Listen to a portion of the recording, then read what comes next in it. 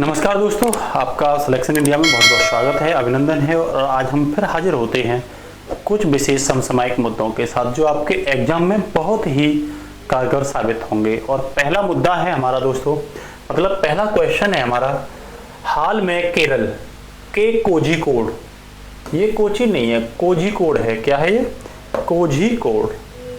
केरल के कोझिकोड जिले में किस वायरस की वजह से 12 वर्षीय बच्चे की क्या हुई है? मृत्यु हुई है। ठीक है ना। इसका पहला ऑप्शन है प्लाज्मोडियम वायरस, दूसरा ऑप्शन है निपा वायरस, तीसरा ऑप्शन है वेस्ट नील वायरस और फोर्थ ऑप्शन है कोरोना वायरस। तो देखो यहां हम क्या देख रहे हैं, चमगादड़ देख रहे हैं। ठीक है ना, यह निपा लिखा हुआ है। ठीक है ना। तो ये वो वायरस है जो पशुओं से और जंतुओं से मनुष्यों में फैलता है। किसके माध्यम से? खाने के माध्यम से, मलमूत्र के माध्यम से। ये किस में फैलता है? मान लो किसी उसने चमगादड़ ने किसी फ्रूट्स को झूठा कर दिया और उसको मनुष्य ने खा लिया तो ये उसमें पहुंच जाएगा। ठीक है ना। तो ये पशुओं से मनुष्यों में पहुंचता है, इसे जूनोटिक वायरस भी कहते हैं। तो इसका आंसर होगा निपा वायरस। हाल में ये केरल में चर्चा में रहा है और एक 12 वर्षीय बच्चे की इससे क्या हो गई है? मौत हो गई। आप देख भी रहे होंगे, देखो इस पर रिसर्च भी हो रहा है, ये आप देख रहे होंगे यहाँ, इस पर रिसर्च भी हो रहा है, इसके वैक्सीनेशन के लिए रिसर्च भी चल रहा है। तो ये 2018 से ही किसी न किसी मुद्दे को लेकर के केरल में चर्चा में रहता है। तो इसके बारे में कुछ इंफॉर्मेशन है कि इस वायरस का नाम जो था वो मलेशिया के एक गांव के नाम पर रखा गया था। और ये इसका पहला जो मलेशिया में इंसानों में जो प्रकोप देखा गया था ये वर्ष 1998 में देखा गया था। और सिंगापुर में मनुष्यों में इसका प्रकोप 1999 में दर्ज किया गया था। अब आती है भारत में। तो भारत में 2001 में और 2007 में इसका प्रकोप पश्चिम वेस्ट बंगाल में देखा गया था। ठीक है ना। और केरल की जो बात कर रहे हैं तो केरल में पहली बार इसका मामला 2018 में दर्ज किया गया था। और आज भी हाल फिलहाल में भी ये चर्चा में जो 12 वर्षीय बच्चे की क्या हुई है, इससे मृत्यु हुई है। और इसमें क्या बोला गया आगे ये बोला गया है कि यह संक्रमण जो वो चमगादड़ से इंसानों में, कुत्तों तथा अन्य जो पशु होते हैं, जानवर होते हैं, उनमें क्या होता है? प्रसारित हो जाता है। ठीक है ना।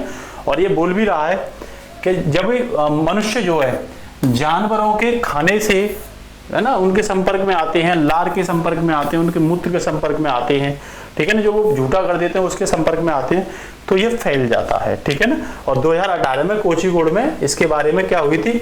इसके बारे में पुष्टि हुई थी और इससे कई लोगों की वहां पे क्या हुई थी? उस समय मृत्यु हुई थी। 2021 में भी इससे मृत्यु हुई है। ठीक है ना। तो ये बोला गया ये एक जूनोटिक वायरस है। जूनोटिक मतलब पशुजन्य वायरस है, पशुजन्य। ठीक है ना। ये पशुओं से, जंतुओं से मनुष्यों में फैलने वाला वायरस है। बोला गया है कि ये जो है वो SARS-CoV-2, कौन सा? SARS-CoV-2 की तुलना में कहीं हद तक क्या है? कम संक्रामक है और धीमी गति से फैलने वाला वायरस है। ठीक है ना। अभी हाल फिलहाल में आपको बताइए कोझिकोड में एक 12 वर्षीय बच्चे की मृत्यु हुई है और उसमें कौन कौन से लक्षण पाए गए थे? तो उसमें इंसेफेलाइटिस, मायोकार्डिटिस और उसके मस्तिष्क और हृदय में सॉइल मिली थी, सूजन के लक्षण मिले थे। ठीक है ना। तो इसे आप क्या रखोगे? याद रखोगे। ठीक है ना। इसके साथ ही जो नेक्स्ट क्वेश्चन है वो भी बेहद इंपॉर्टेंट क्वेश्चन है और वो क्वेश्चन है फ्लोरेंस नाइटिंगेल पुरस्कार के लिए गुजरात की किस महिला नर्स का नाम चयनित किया गया है? तो आप ये फोटो भी देख रहे होंगे, ठीक है ना, जिनका हाल में फ्लोरेंस नाइटिंगेल पुरस्कार के लिए चुना गया है। ठीक है ना। और कौन चुनता है इसे? तो इसे इंडियन नर्सिंग काउंसिल चुनती है। ठीक है ना। इंडियन नर्सिंग काउंसिल सेलेक्ट करती है। तो पहला ऑप्शन कह रहा है प्रगति गर्ग, दूसरा कह रहा है भानुमति धीवाल, धी है ये, धीवाल, तीसरा कह रहा है सरस भट्ट और चौथा कह रहा है डॉक्टर शैला केली।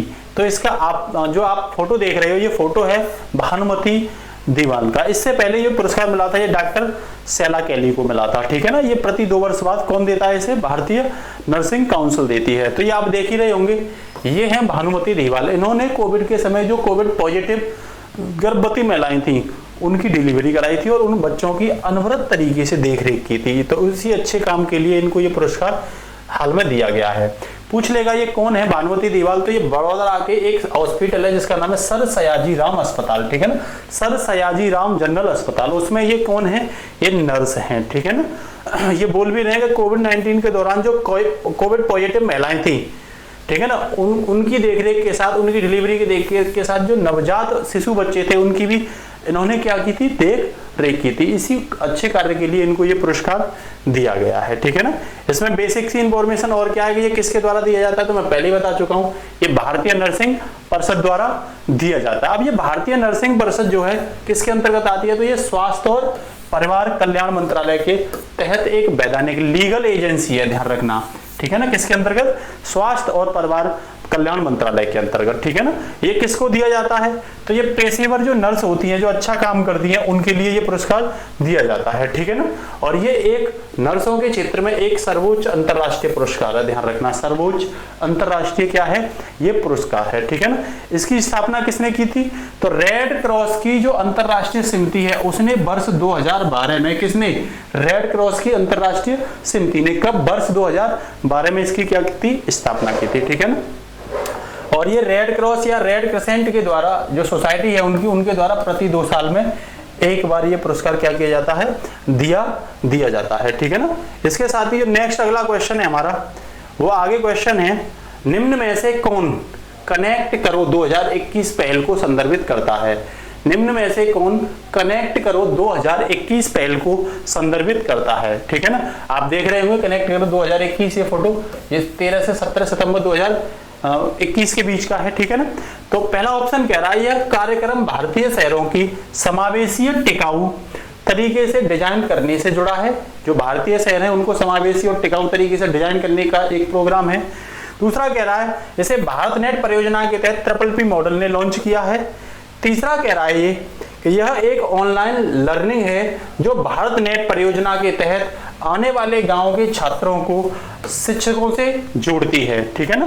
और डी कह रहा है दोस्तों इसमें कि इसका मकसद चिकित्सा सुधार प्रदान करने के मामले में ग्रामीण और शहरी के बीच अंतर को स्पष्ट करना है। चिकित्सा सुधार के मामले में ग्रामीण और शहर के बीच कोई अंतर नहीं होना चाहिए। चौथा ये कह रहा है। तो आप देखो नीचे ही एक फोटो लगा देख रहे होंगे, ये फोटो स्पष्ट ये कर रहा है कि भारतीय शहरों को एक सुनियोजित तरीके से और सस्टेनेबल तरीके से डिजाइन किया जा रहा है। तो इसी से संबंधित इसका क्या होगा, ऑप्शन होगा। और ये ऑप्शन आप ए देख भी रहे होंगे, इसमें साफ बोल रहा है यह कार्यक्रम भारतीय शहरों को समावेशी टिकाऊ तरीके से डिजाइन करने से जुड़ा हुआ है। तो इसका आंसर क्या होगा, इसका आंसर ए होगा, ठीक है ना। इसके बारे में थोड़ा सा महत्वपूर्ण इंफॉर्मेशन और देख लेते हैं। तो महत्वपूर्ण इंफॉर्मेशन ये देख रहे, देखो ये आप देख ही रहे होंगे, ये शहरों को डिजाइन किया जा रहा है, ठीक है ना। तो इसकी थीम क्या है, सबसे पहले तो इसकी थीम को पढ़ोगे। तो इसकी थीम है क्लीन ग्रीन जस्ट, याद रखना, क्लीन ग्रीन जस्ट। ये कनेक्ट करो 2021 की क्या है, पहल की थीम है, ठीक है ना। पूछ लेगा ये किसके द्वारा लॉन्च किया गया था, तो वर्ल्ड रिसर्च इंस्टीट्यूट इंडिया द्वारा कनेक्ट करो 21 toward equitable sustainable Indian cities, ठीक है ना। Toward equitable sustainable Indian city, ठीक है ना। कार्यक्रम का आयोजन कब से कब तक, 13 से 17 सितंबर तक किया जा रहा है। कनेक्ट करो 2021 कार्यक्रम भारतीय और वैश्विक नेताओं एवं नीति निर्माताओं को एक साथ मंच पर लाता है, जो भारतीय शहरों को कैसा बनाएंगे, समावेशी और टिकाऊ बनाने पर क्या करते हैं, बात करते हैं। समावेशी और टिकाऊ इन शहरों को बनाने पर विचार किया जाता है यहाँ पे, ठीक है ना। तो इसको आप क्या रखोगे, याद रखोगे, ठीक है। इसके साथ ही जो आगे क्वेश्चन है,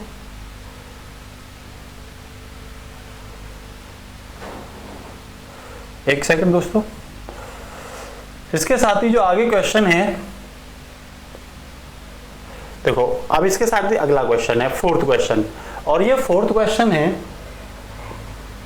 हाल ही में किस राज्य की मांडा भैंस को इंडिजीनियस टैग मिला है। कौन सा टैग मिला है, इंडिजीनियस टैग। और ये आप फोटो भी देख रहे होंगे, ये फोटो लगा हुआ है आपके सामने, ये फोटो मांडा भैंस का है। किसका है, मांडा भैंस का फोटो है ये, ठीक है ना। तो किस राज्य की है ये भैंस, तो पहला कह रहा है उड़ीसा की, दूसरा कह रहा है जम्मू एंड कश्मीर की, तीसरा कह रहा है उत्तराखंड की, और फोर्थ कह रहा है आसाम की। तो ध्यान रखना ये जो भैंस है मांडा भैंस है, ठीक है ना। और ये भैंस कहाँ की है, तो ये भैंस है उड़ीसा की। कहाँ की है, उड़ीसा की। देखो आप देख भी रहे होंगे यहाँ। तो इसका आंसर क्या होना चाहिए, इसका आंसर ए होना चाहिए। ये उड़ीसा की भैंस है, ठीक है ना। इसके बारे में थोड़ा सा जानकारी इकट्ठा करते हैं।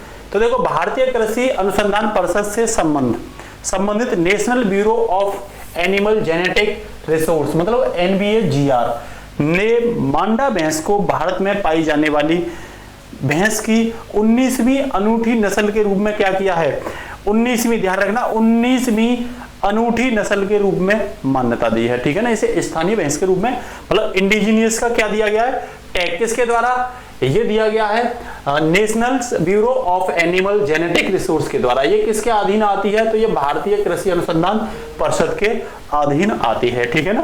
उड़ीसा में ये स्वदेशी और क्या है, अद्भुत भैंस है, ठीक है ना। तो ये उड़ीसा की मांडा में स्वदेशी और अद्वितीय भैंस के रूप में इसे क्या दिया गया, जीआई मतलब इंडिजिनियस टैग दिया गया है। पूर्वी घाट और उड़ीसा के कोरापुट क्षेत्र में, कौन सा क्षेत्र याद रखना, कोरापुट क्षेत्र में पाई जाती है ये। और इसका जो रंग होता है, ठीक है ना, वो देखा ही होगा आपने, सुनहरे जैसा, कॉपर जैसा इसका रंग होता है, ठीक है ना।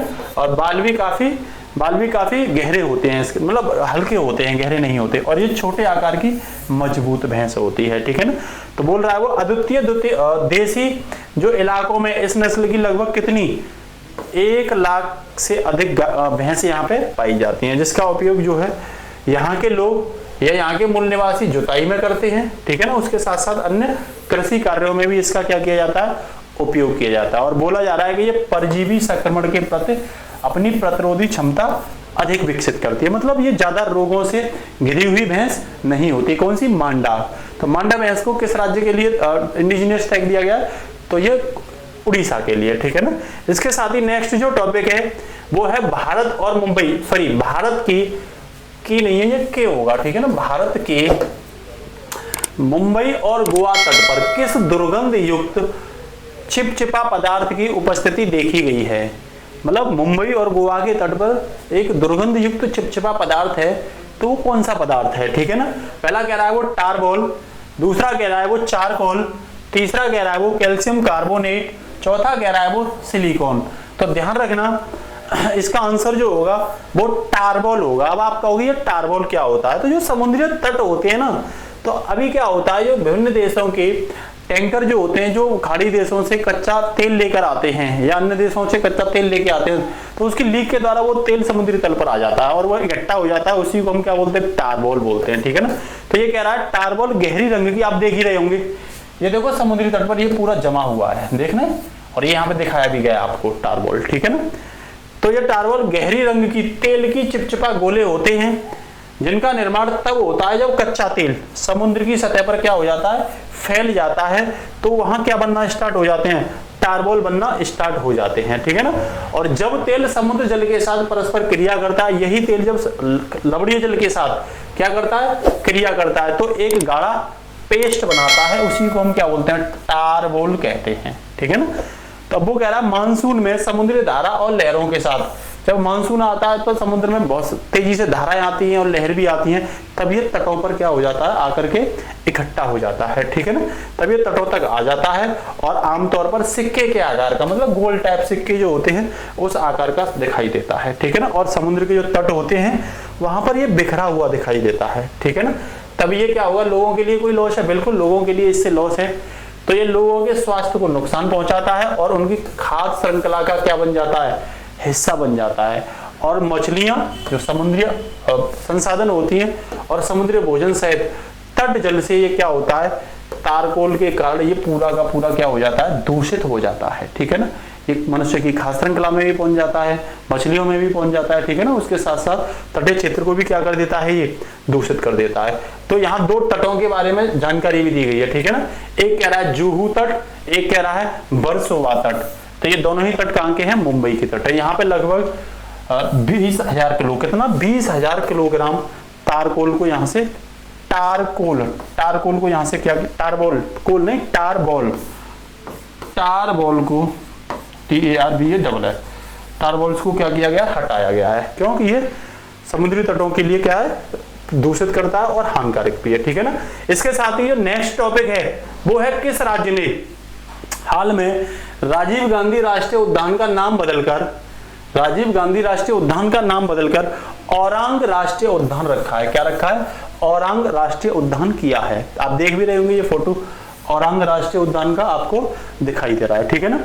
तो तो बंगाल ने, मेघालय ने, असम ने या मणिपुर ने। तो ध्यान रखना, मणिपुर के कैबिनेट ने, किसने, मणिपुर के कैबिनेट ने इसका नाम क्या किया, चेंज किया है और क्या रख दिया है, औरंग। किसकी जगह, जो पूर्व प्रधानमंत्री थे, स्वर्गीय पूर्व प्रधानमंत्री राजीव गांधी की जगह इसका नाम औरंग राष्ट्रीय उद्यान रख दिया।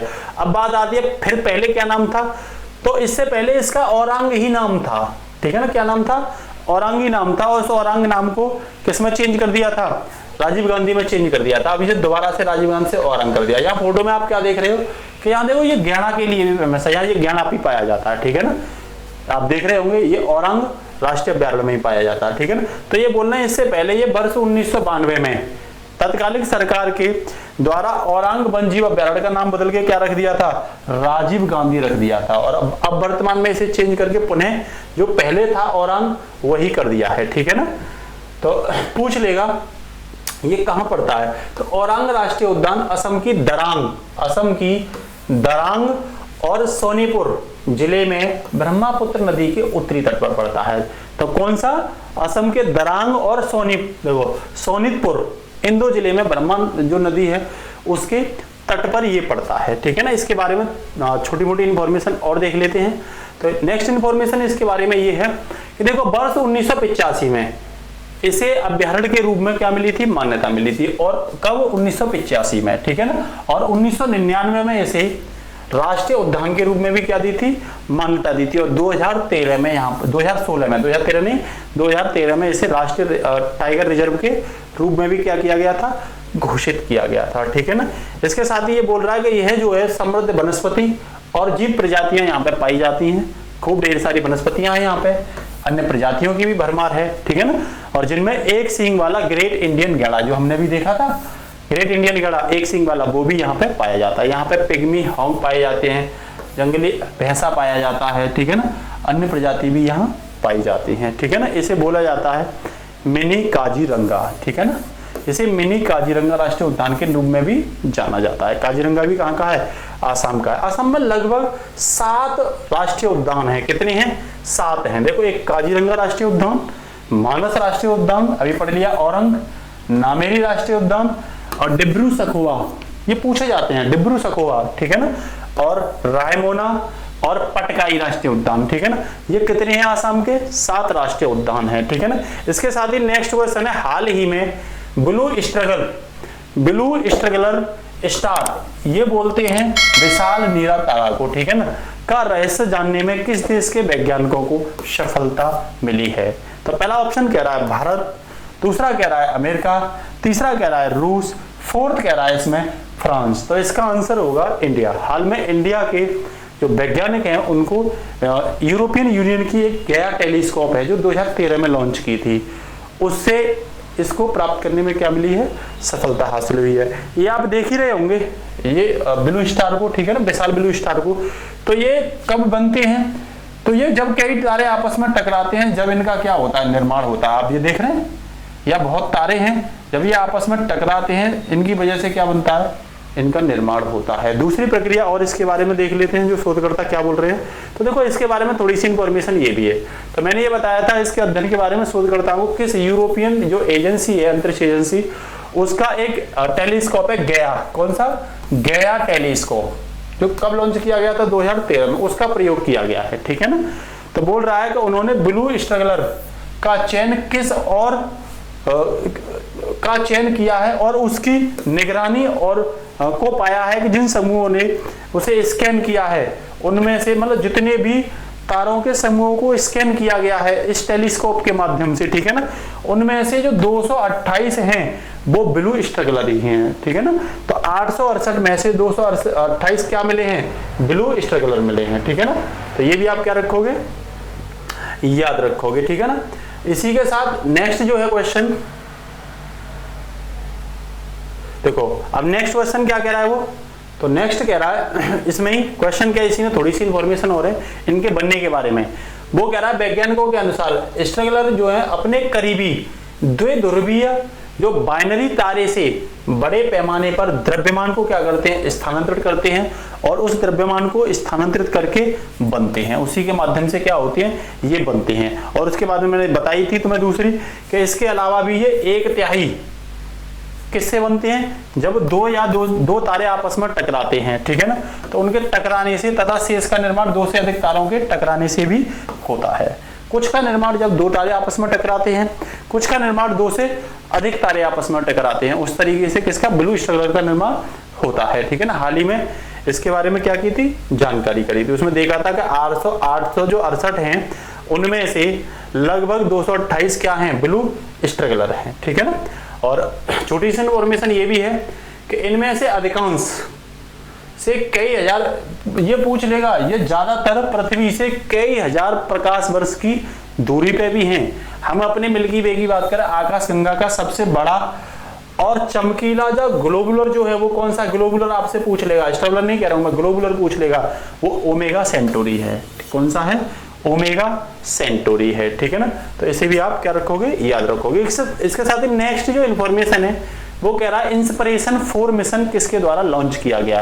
पहला कह रहा है स्पेस एक्स, दूसरा कह रहा है नासा, तीसरा कह रहा है इसरो और फोर्थ कह रहा है अमेजन। तो ध्यान रखना, आपको ये दिखाई दे रहे होंगे, ये एलन मस्क हैं, अमेरिका की जो प्राइवेट अंतरिक्ष एजेंसी है स्पेस एक्स, उसके मुखिया हैं ये, ठीक है ना।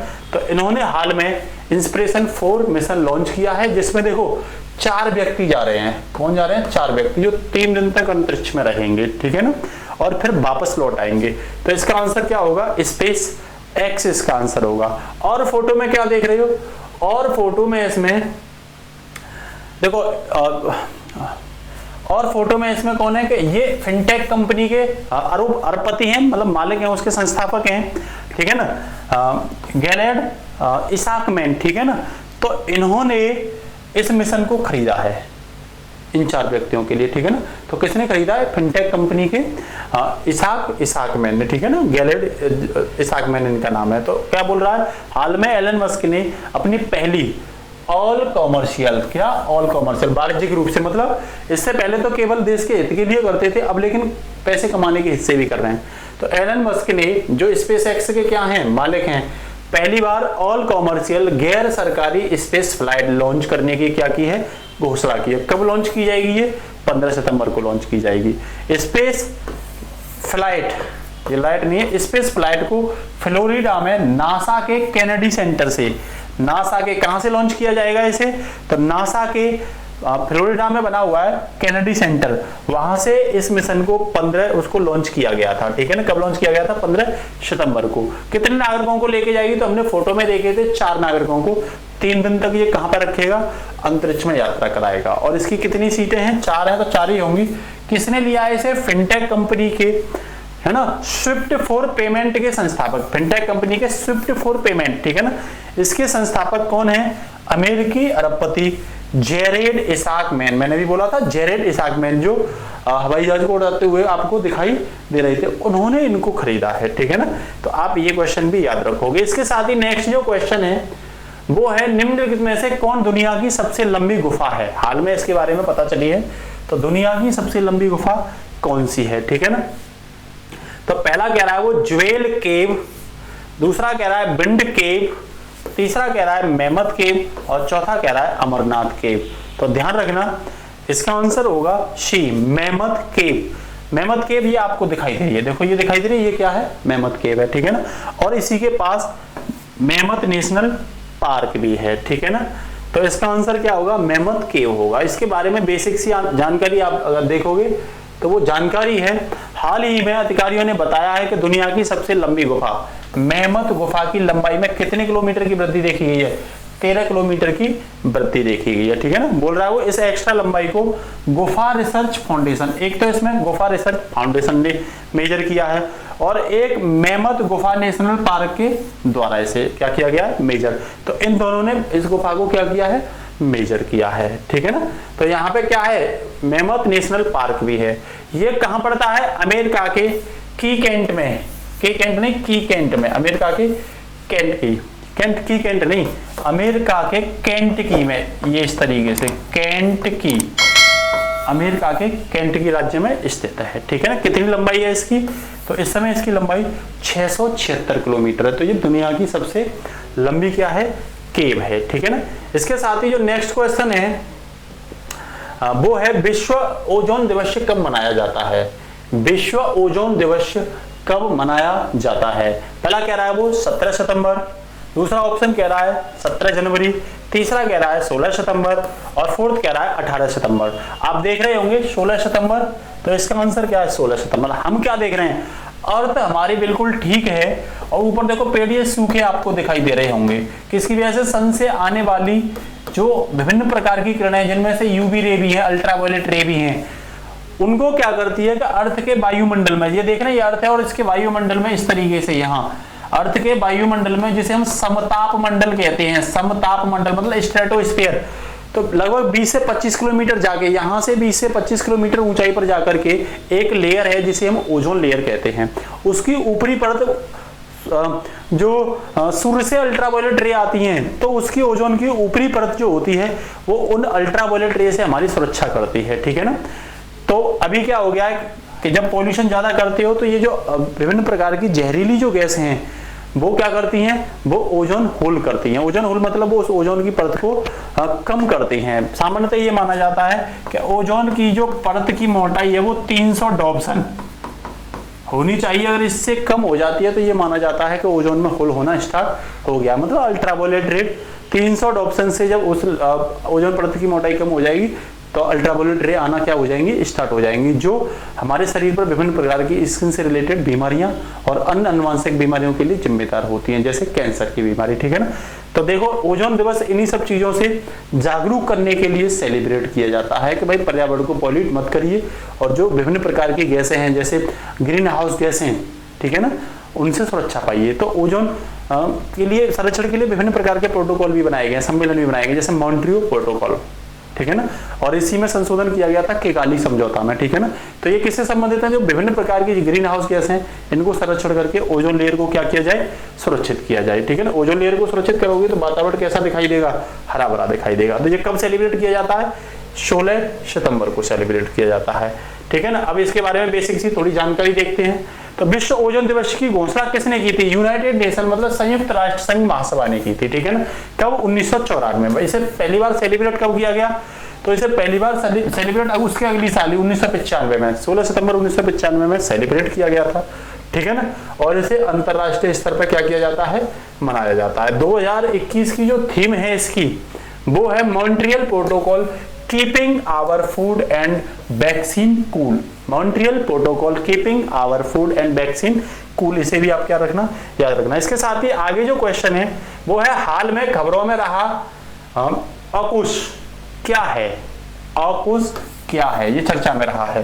पहला कह रहा है वो टाइगर की प्रजाति, दूसरा कह रहा है सांप की प्रजाति, तीसरा कह रहा है बैलिस्टिक मिसाइल की प्रजाति और फोर्थ कह रहा है साझेदारी, मतलब कोई साझेदारी है। तो ध्यान रखना ये जो है एक साझेदारी है जिसमें 3 देश ब्रिटेन, ऑस्ट्रेलिया और अमेरिका, ठीक है ना, इन्होंने मिलकर के इसे किया है। किस लिए किया है कि ये ऑस्ट्रेलिया को, ठीक है ना, चीन के प्रति काउंटर बैलेंस करने के लिए सुरक्षा देंगे। इंडो पैसिफिक जो क्षेत्र है उसमें क्या देंगे, सुरक्षा देंगे, ठीक है ना। तो कितने देश हैं? 3 देश हैं, इस चीज को ध्यान रखना, ऑस्ट्रेलिया, ब्रिटेन और अमेरिका, ठीक है ना। किसको? ये आप शी जिनपिंग देख रहे होंगे, इनको बैलेंस करने के लिए। किसके द्वारा? ऑस्ट्रेलिया को ये उतना सक्षम बनाएंगे जिससे ऑस्ट्रेलिया शी जिनपिंग मतलब चीन को क्या कर पाए, बैलेंस कर पाए। उसमें समर्थन कौन देंगे? उसमें समर्थन ब्रिटेन, उसमें समर्थन अमेरिका देगा, ठीक है ना। ये जोरिस जॉनसन, ये जो बाइडेन है, ठीक है ना, और ये ऑस्ट्रेलिया के वो हैं, ठीक है ना। इसके बारे में थोड़ा सा फैक्ट देख लेते हैं, कुछ इंफॉर्मेशन भी देख लेते हैं। तो अमेरिका, ब्रिटेन और ऑस्ट्रेलिया 3 देश है। अमेरिका, ब्रिटेन और ऑस्ट्रेलिया के मध्य क्या है, ये त्रिपक्षीय सुरक्षा साझेदारी है, ठीक है ना। ये सुरक्षा साझेदारी ऐतिहासिक मानी जा रही है और बोली जा रही है कि ये गेम चेंजर भी है। क्यों? कि ऑस्ट्रेलिया को हिंद महासागर में, इंडो पैसिफिक क्षेत्र में, हिंद प्रशांत क्षेत्र में परमाणु संचालित पनडुब्बियों को क्या करेगी, तैनात करने में सक्षम बनाएगी। और उन चुनौतियों से लड़ने के लिए, जो सामुद्रिक चुनौती है इंडो पैसिफिक में, उनसे लड़ने के लिए चीन के लिए क्या होगी, एक बड़ी चुनौती ये हो सकती है, ठीक है ना। तो इसी के साथ आगे जो हमारा क्वेश्चन है वो है शून्य अभियान किसके द्वारा लॉन्च किया गया? नीति आयोग और रॉकी माउंटेन के द्वारा, नीति आयोग और रॉकी माउंटेन के द्वारा, दूसरा कह रहा है नासा और रॉकी माउंटेन इंस्टीट्यूट के द्वारा, फोर्थ कह रहा है इसरो और नीति आयोग द्वारा, और डी कह रहा है केवल नीति आयोग द्वारा। तो ध्यान रखना इसका ऑप्शन होगा ए, मतलब ये नीति आयोग और रॉकी माउंटेन इंस्टीट्यूट के द्वारा क्या किया गया है, लॉन्च किया गया। इसमें आप देख ही रहे होंगे शून्य अभियान से ही मतलब है कि इसमें जो मोटर व्हीकल वगैरह या अन्य जो ऐसी जो कार्बन एमिशन करते हैं उनको कम करने का क्या किया जाएगा, आपस में प्रयास किया जाएगा, ठीक है ना। और फ्यूल्स वगैरह को भी किस बेस पे किया जाएगा, फ्यूल्स वगैरह जो होंगे उनको ऐसा किया जाएगा जो कार्बन एमिशन मुक्त होंगे, ठीक है ना। इसमें महत्वपूर्ण देखेंगे तो क्या देखेंगे, देखो इसमें हम ये देख रहे हैं कि इस अभियान का उद्देश्य शहरी डिलीवरी सेक्शन में इलेक्ट्रॉनिक वाहनों को क्या करना है, अपनाने में तेजी देना है। मेरा कहने का मतलब जो कार्बन एमिशन से रिलेटेड वाहन हैं उनको हटाना है और उनकी जगह जो इलेक्ट्रिक मोटर व्हीकल हैं उनको शामिल करना है तेजी के साथ। आप देख ही रहे होंगे इलेक्ट्रिक मोटर व्हीकल, देखो इस तरीके के कुछ, ठीक है ना। तो ये बैटरी चार्जर है यहाँ, लेकिन समस्या थोड़ा सा लिथियम आयन बैटरी की आती है, उसको भी क्या कर लिया जाएगा, आगे जाके इस समस्या को भी सॉल्व कर लिया जाएगा। तो आज के लिए इतना ही, फिर मिलते हैं नेक्स्ट क्लास में। थैंक यू दोस्तों।